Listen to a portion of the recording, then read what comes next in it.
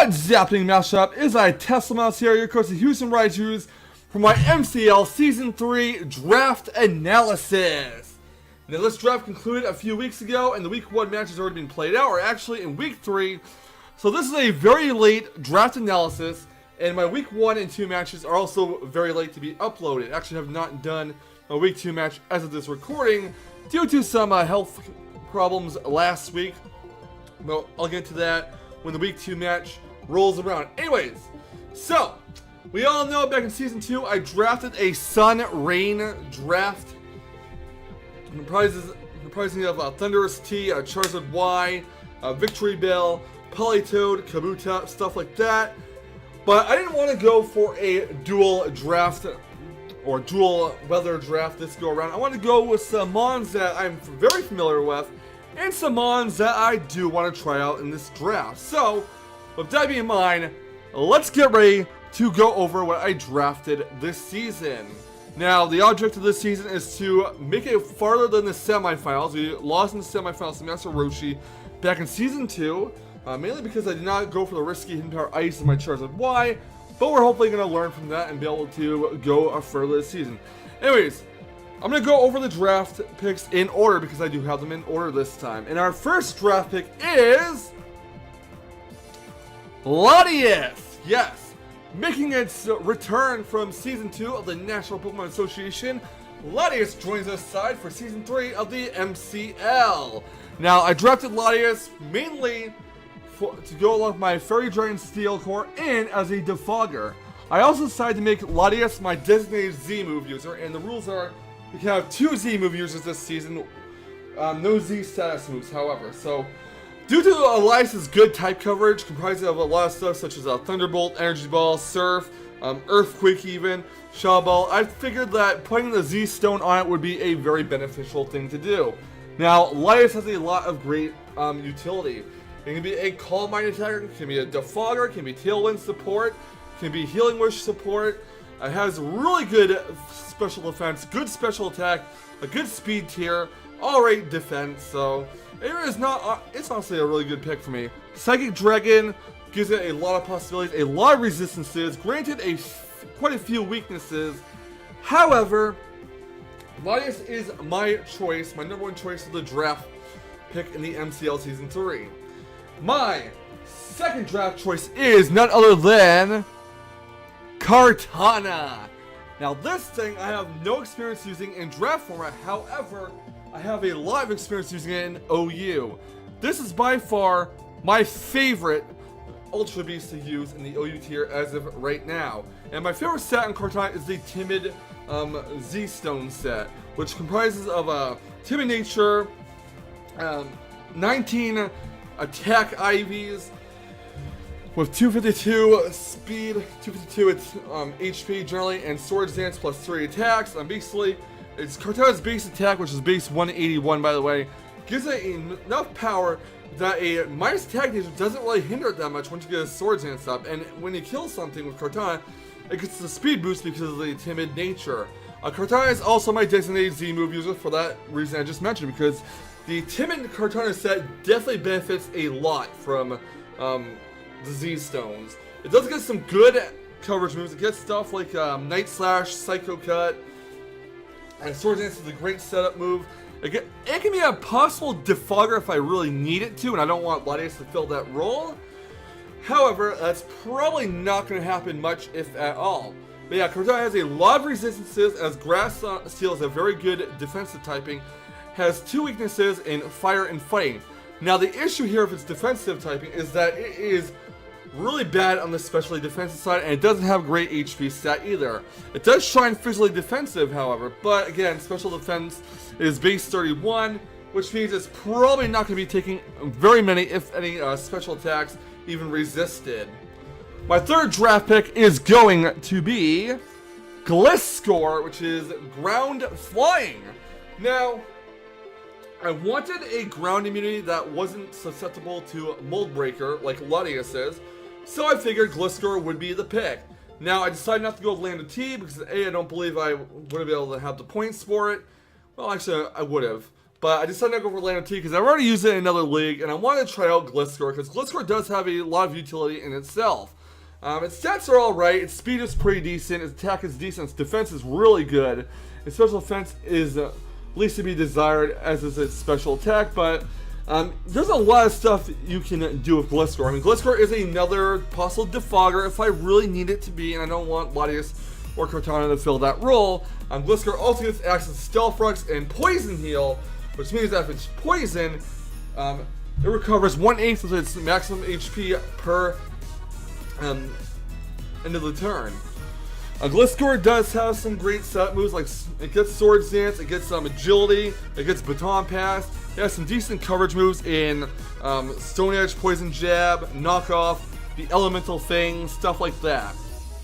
So, GlitchxCity is a good defensive wall for my team, and I mainly picked it to be an immunity for ground, along with its nice utility and its nice defensive nature.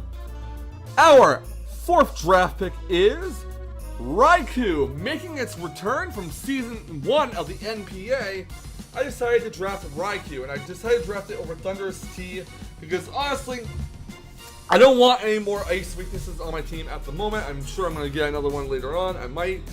But Raichu has decent special attack and good special defense and very good speed. It is by far the fastest mon on my draft thus far. Its weaknesses are ground, its resistances are flying and steel, and its ability pressure, which makes any offensive move your opponent uses cost double the power points. You can run this as a Choice Scarf user, a Choice Specs user. You can run it as a Sub-Calm Mind user, which I usually do in OU. It can be great as an Assault Vest user. There's a lot of different ways to run Raichu, and it's really good for the special attack, but its physical attack is okay, I guess, if you really need to run a physical attack on it. But overall, its special attack is a good special attacker in my view. Our next draft pick is Darmanitan. Unfortunately for me, Entei and Arcanine were already picked, so I needed another physical fire type. Also, Infernape, I believe, was picked. So I went with Darmanitan. Now, Darmanitan's Sheer Force hits really hard. It does have, well, its normal form has base 140 attack, and its Zen form has base 140 special attack. Now, if I want to run a Zen set, someone might not expect it. Someone might expect it to be a physical attacker, or a Sheer Force Choice Band or Choice Scarf set. And that's the beauty of it. I can run a Zen mode Darmanitan any week I want. And if I play my cards right, it can put in the finest of work. However, it's not really likely that I will be running a Zen Darmanitan, but you never know. Next draft pick I decided to go with was Mega Audino. This is actually something I intended to pick up, and it kind of rounds up my Fairy Dragon Steel core, with Latias being the Dragon type, Cortana being the Steel type. And I want Mega Audino for the extra points so I can draft something else high in the tier, or so I can accommodate the 3 tier 1s I drafted. Now, Mega Audino does have some good utility. It has access to Wish, has access to Calm Mind, gets access to Heal Bell, gets access to a lot of special attacks, has very good bulk on it, and its normal fairy typing does help it survive fighting type moves, and gives it an immunity to Ghost type, as well as a resistance to Dark. Mega Audino does carry a Poison and Steel weakness, and its base, what I'm going to be using it for is basically to set up unsuspectingly on the opponent.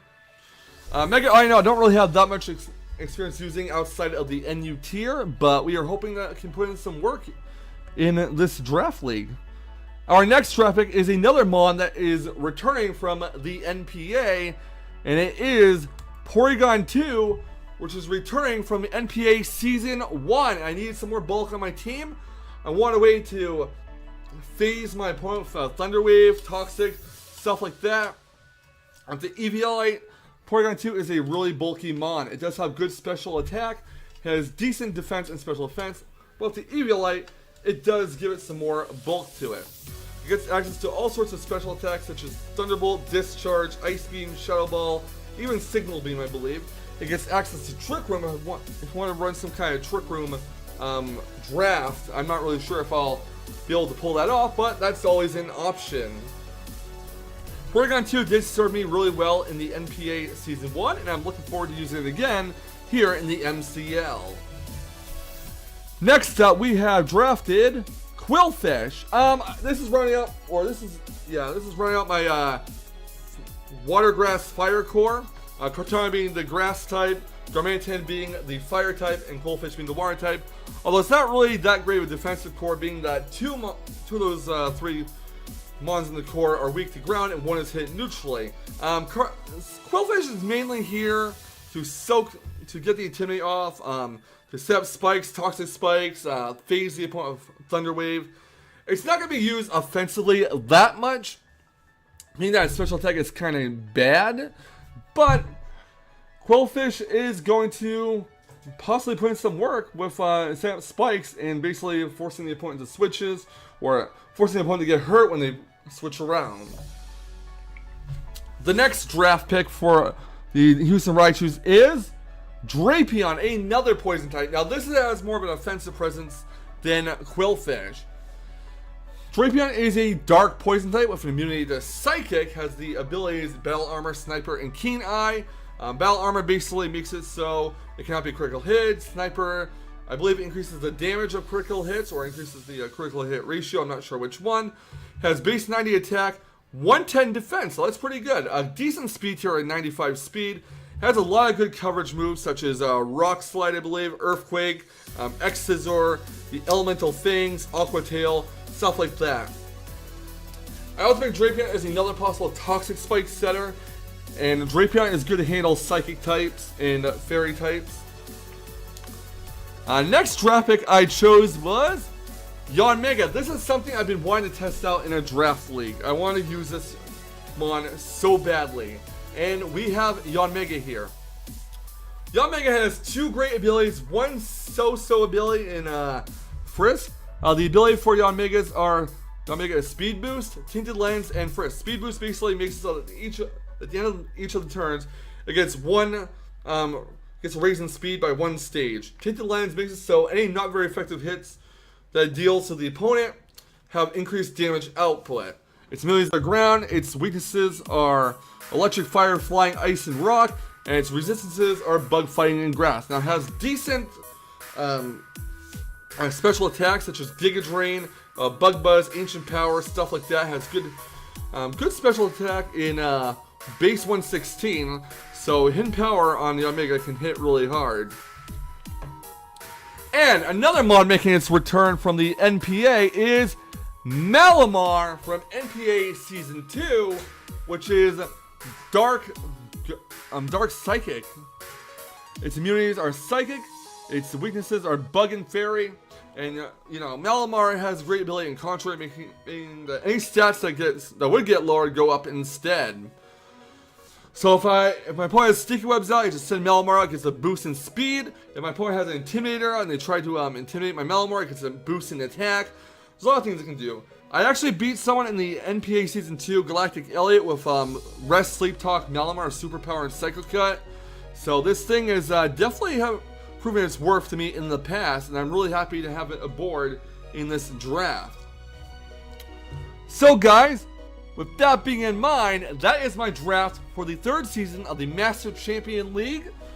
Hope you guys all enjoy this fantastic draft. I'm expecting it to go really well because I'm very comfortable with the mons I've chosen, and there's some mons I'm going to be testing out in it, like Yanmega, which I'm very happy about, and Mega Audino. So this should be a very fun season for me.